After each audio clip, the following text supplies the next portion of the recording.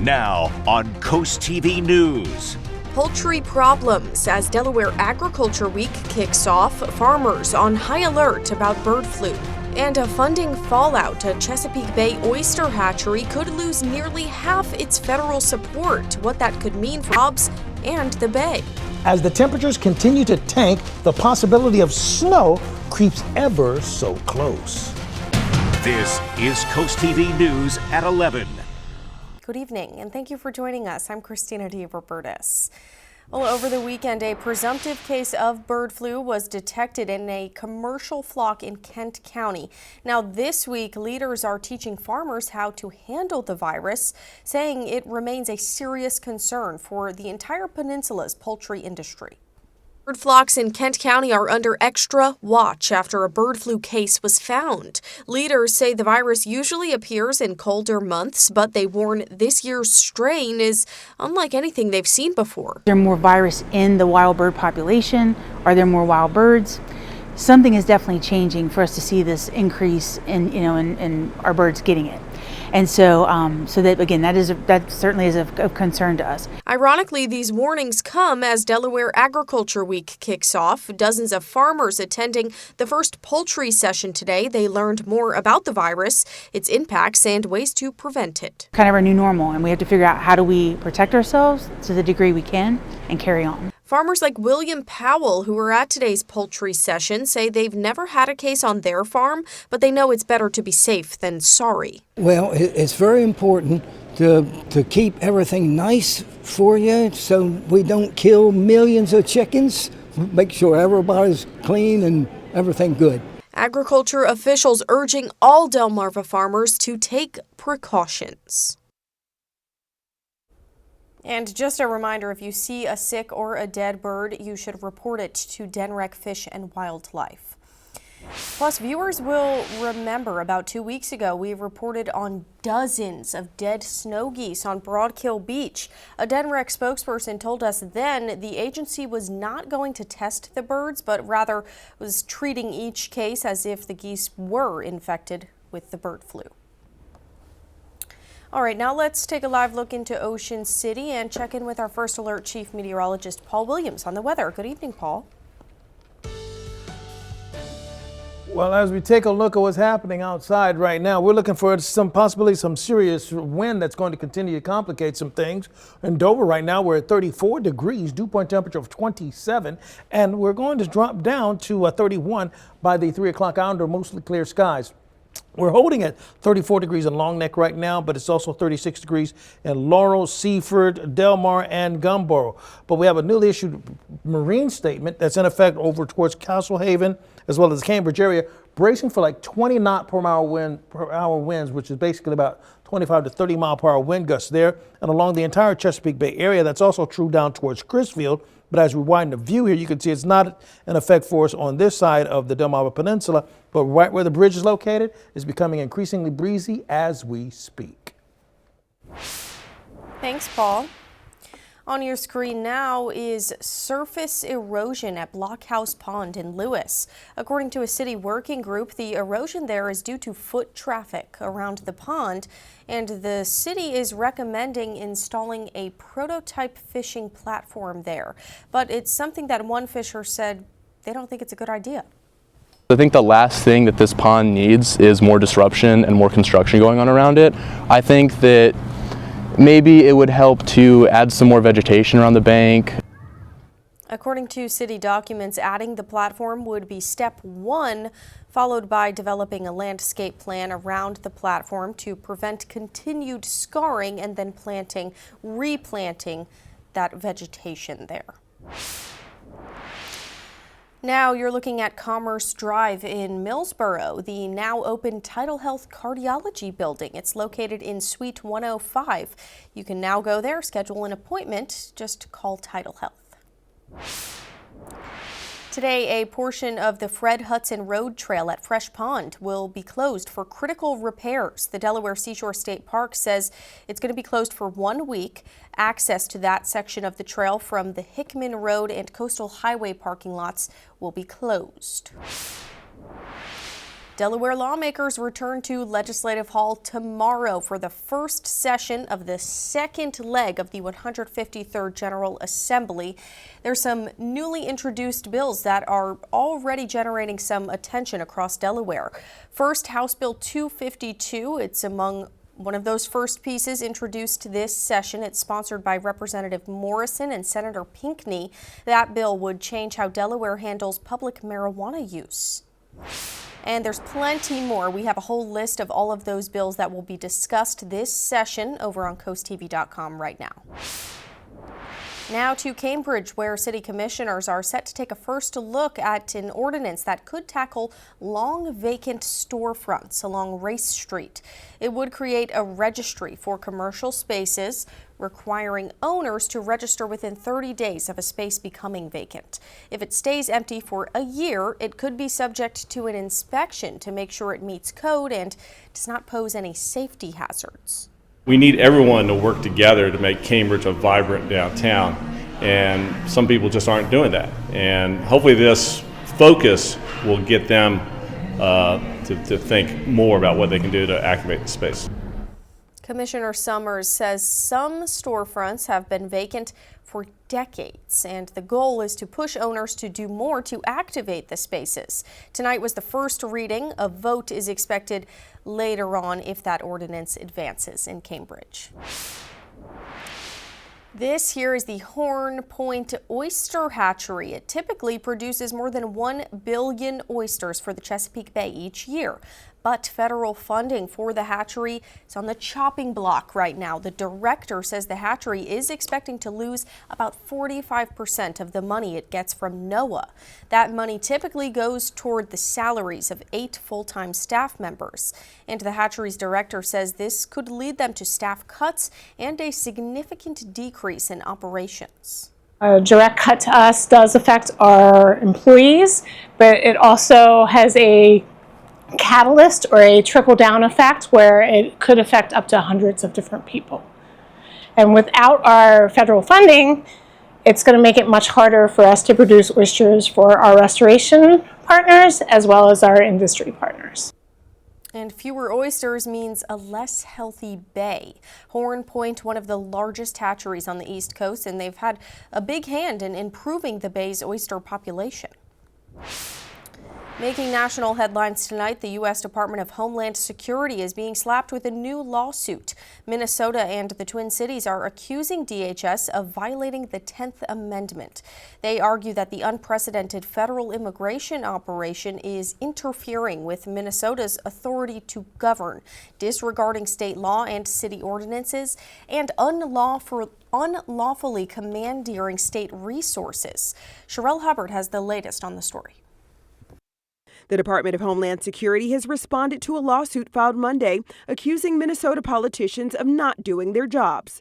That's after the state of Minnesota and the Twin Cities, Minneapolis and St. Paul, sued the Trump administration to put a stop to its immigration crackdown. The deployment of thousands of armed, mass DHS agents to Minnesota has done our state serious harm. Federal agents dispersed a group of protesters after a fight within the crowd on Sunday night. Or an ICE agent pushing a man who was blocking an ICE vehicle to the ground Saturday. All this after unrest over ICE agent Jonathan Ross shooting and killing protester Renee Good last Wednesday. One resident visited the site of Good's killing, adding to the growing memorial where she died as she tried to drive away from an ICE agent last week. It's been heartbreaking, horrifying. I cannot believe this is happening in our community. Residents and local government alike expressing grave concern for an immigration crackdown that's only set to grow. Around 1,000 additional U.S. Customs and Border Patrol agents are expected to deploy to Minnesota. Minneapolis used to be known as an open city, as a loving city, and now it is invaded. In essence, a federal invasion of the Twin Cities and Minnesota, and it must stop. City leaders say they're committed to keeping the pressure on. As long as federal agents are in our city acting unconstitutionally against our neighbors, we will continue to push back with everything we got. I'm Sherelle Hubbard reporting. We have more news to tell you about this evening. Coming up, a Carlisle substation gets the green light in Milford tonight, how it can help you in an emergency. And coming up, Paul Williams has the weather. He's tracking your full forecast right now in the Coast TV First Alert Weather Center.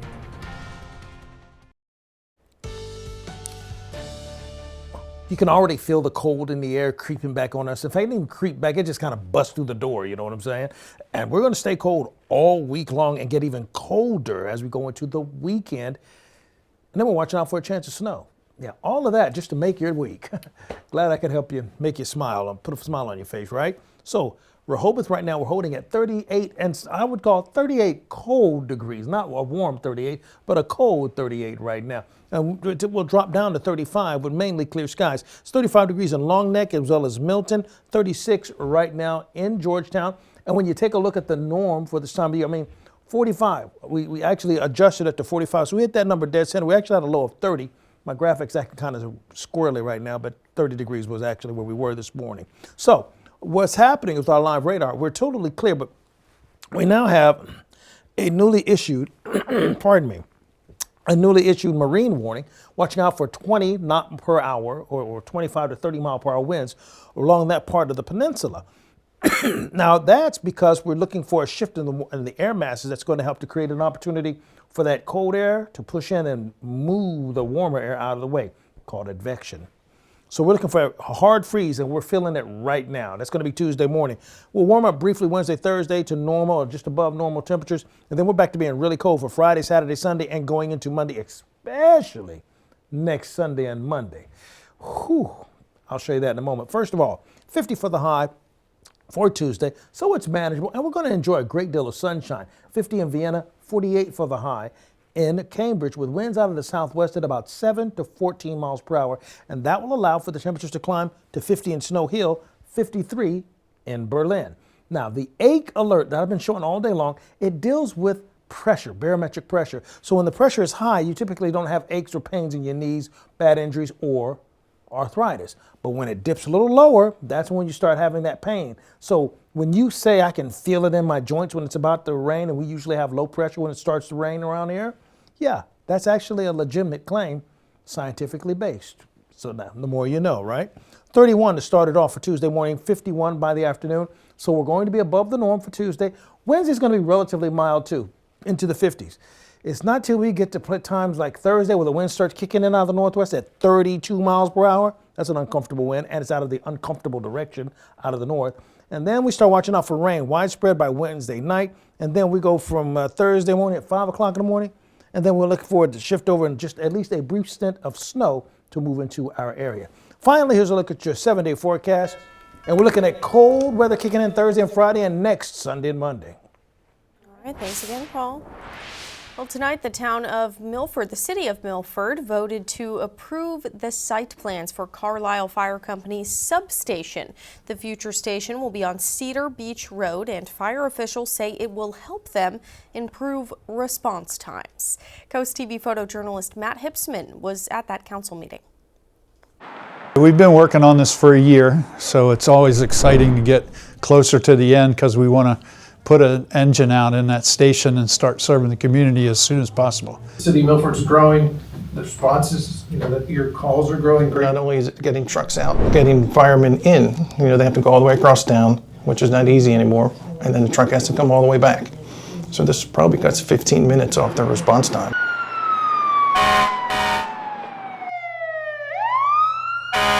Helping the community by increasing or decreasing, however you want to look at that, our response times in the southeast quadrant of our territory. We're going to pick up membership out that way that maybe stop responding, because if you don't make a fire truck, there's no fun in that. Town's going to grow. They might need more than one truck over there at some time, and they have plenty of room for that. I think they have 3.5 acres, so they can do a lot in the next 20 years. It's a good use. The Carlisle Fire Company is a great organization. They put their time and effort into, helping everyone. Now, fire company officials tell us they've already made some changes to the building on Cedar Branch Road. That includes adding heating and lockers there. Now to Millsboro, where police shortages are happening. Millsboro police say they are in need of more officers. They've actually made some changes to their policies to try and attract those recruits. So officers are now allowed to display arm sleeve tattoos. They also can wear their protective vests outside of their uniforms to be more comfortable. One officer told CoastTV today that the changes did play a role in choosing to work in Millsboro. For Sergeant Jonathan Zubrowski, he says fewer people are applying now than when he first joined the force. Throughout my whole career, I feel like it has been a shortage. When I first applied, there were a lot more people applying, and it was more of a difficult pool to get selected. As of now, I can see the numbers have dropped. Millsboro police say calls are still being answered, but having more police officers would allow for increased community policing, and they say recruiting efforts are always ongoing. This does bring us into our CoastTV poll. We're asking what you think will help with recruitment of police officers. Let's take a look here. 85% say pay and benefits are the most important thing. 3% say the tattoos, the uniform comfort. 9% say schedule flexibility. Thank you for your answers, and you can still vote yourself. Just go to coasttv.com or use our mobile app. Let us know what you think. Coming up ahead on Coast TV News, as the U.S. gears up for its 250th birthday, a piece of our past back on track, the American Freedom Train, and what it looks like today. But first, health news. Some patients missing a critical treatment window after having a stroke. New research explains why. A heads up for people in Maryland or anyone who traveled on the Northeast Regional Amtrak or Baltimore Airport shuttles last week. Maryland's Department of Health says someone with a confirmed case of measles was traveling those routes late January 7th until early January 8th. If you were on the train from Philadelphia to D.C. or the BWI shuttles during that time, you could be at risk. So officials say you should check your vaccination status and watch out for symptoms like fever, cough, rash. You should also call your doctor before going out in public. Well, every year, more than 795,000 Americans have a stroke. Immediate medical attention not only can mean the difference between life and death, but it also allows for treatment that can stop blood clots and lessen stroke damage. However, a recent study suggests that some patients are missing out on the medical care. Tonight, Mandy Gaither talks to the lead author about the troubling trend. When a stroke strikes, every moment counts. Once they experience a stroke, there's a 40% chance that that person may have long-term disability. Dr. Shumei Mann with Cleveland Clinic says when a person has an acute stroke, blood clot busting medication can be given within 4.5 hours of the medical event and can allow for a good recovery. Every minute delay can translate to worse outcomes. But Mann says some patients aren't getting timely care. She's lead author of this study, which says delayed hospital arrivals are more common for patients who are Asian, Hispanic, and Black when compared to white patients, despite transportation times to the ER being shorter. The researchers say it could be due to language barriers and a lack of culturally tailored community stroke education about signs of stroke, which she says include vision loss, inability to speak,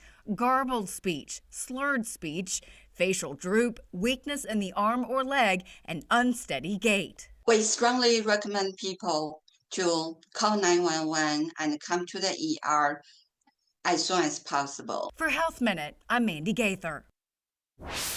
Now to the Big Apple, New York City, where almost 15,000 private sector nurses went on strike this morning.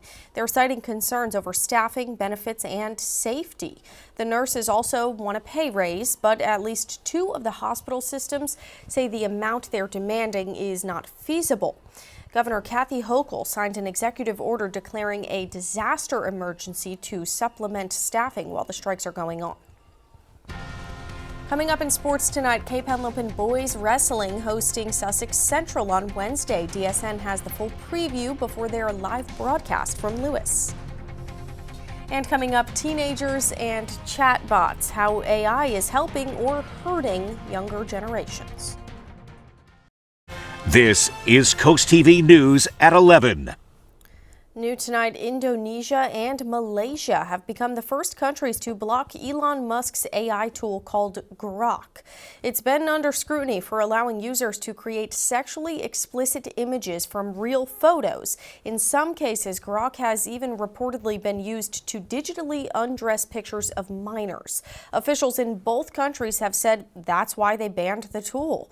Musk, though, has been resistant to limit Grok, which operates on X, aka Twitter. He says doing so is a form of censorship.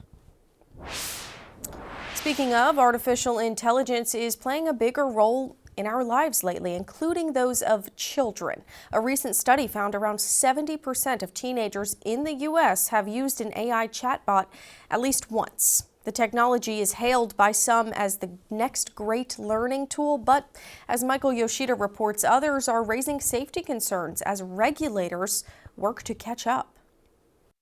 AI chatbots are becoming a bigger part of teens' lives. Last year, nearly 3 in 10 teens reported using them, quote, almost constantly, according to a Pew Research Center study. AI chatbots are very much our new reality. They're being used by everybody for every imaginable purpose. AI may seem like it knows just about everything, but experts say that isn't the case. These AI chatbots are not oracles of truth. They can get information wrong more often than you may think. They're also friendly and designed for engagement, which CNET's Caitlin Shadrawi warns it may just tell you what you want to hear. When people express worldviews that are potentially harmful or dangerous, these chatbots do not have the ability to effectively push back against those worldviews. This can be particularly harmful to young people who are still developing emotionally and intellectually and may believe what the bot says, even if its response is wrong or its advice is dangerous. Our use of social media tells a story of what happens when we're not mindful of how these technologies can influence children and their development. Pediatrician Joanna Parga-Balinki says there are ways parents can help their kids adapt to this new tech. Think about your family values and what works for your family. Be curious and open-minded. Learn how and where your child uses chatbots for school, fun, or something else. Understand what they like or enjoy and try them together. See what kind of responses it comes back with. And when you do that and you engage with the child, that allows for teachable moments with this type of technology. In Washington, Michael Yoshida. The Department of Homeland Security will invest $115 million into drone and counter-drone technologies. That's ahead of the World Cup and America's 250th birthday this summer. According to the announcement, a new DHS office will focus on buying and deploying the technologies. Drones have been a major security concern for public safety for years. Delmarva Sports Network from the Wawa Studios. Over the weekend, the top wrestlers on Delmarva gathered in Ocean City for the annual War on the Shore tournament. One of the winners from this year's event, the boys from Cape Henlopen, who are actually back in action this week live on DSN. At 6 o'clock on Wednesday, we will be covering their meet up against Sussex Central, a little Henlopen duel. And well, the Golden Knights, they are going to have their hands full keeping up with this Cape team who had plenty of wrestlers end up on the podium in the War on the Shore tournament, which I will remind you, 40 of the best teams from not just Delmarva, but from across the country and across the Northeast were competing. And, well, let's look at the accolades for the Vikings for the War on the Shore event. Nick Walker, he finished as a War on the Shore runner-up. Austin Guerreri, he finished 4th place and on the podium. Grayson Davis, he won for his weight class on War on the Shore. Austin Guerreri, we told you he was on the podium. He also ended up picking up his 100th and 101st ever career wins on the mats. I mean, this Cape Vikings team, when we talk about wrestling out here on Delmarva, they are obviously one of the most talented teams year in and year out. And for Sussex Central on Wednesday, it is going to be a handful for them to compete with the Vikings, who just competed against some of the top flight competition in the country, in the Northeast, in Ocean City. And now it's going to be another challenge with conference play. You can catch that at 6 o'clock on Wednesday with Tom Chenoweth and Kayla Santiago on the call. That'll do it for sports. Have a great night. As the United States marks its 250th anniversary this summer, attention turning to a celebration from the past, the American Freedom Train. It traveled the country during our bicentennial birthday. That was from 1975 to 1976.